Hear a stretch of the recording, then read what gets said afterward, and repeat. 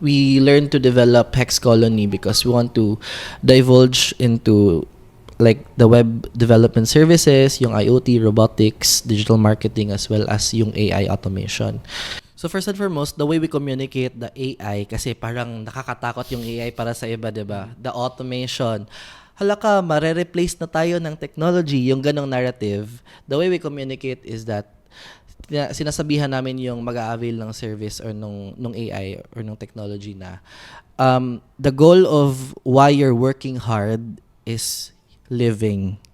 So it's not you being replaced by AI, but rather it's allowing you more time to spend maybe some time with your family, allowing some to spend more with friends or to spend with your loved ones. Kasi ganun yung intention, nililesen out natin yung burden ng work para less work, more living. Less surviving, more living. Galing I love this Ganun yung pagko-communicate. Hindi yung parang, mawawalan ka na ng trabaho. Hindi. Instead, you get more avenue for you to earn. Kasi mas lessen na yung work. Automated na. So, hindi namamatay yung industry. In fact, nagta-thrive siya. Nasosolve natin yung problem doon.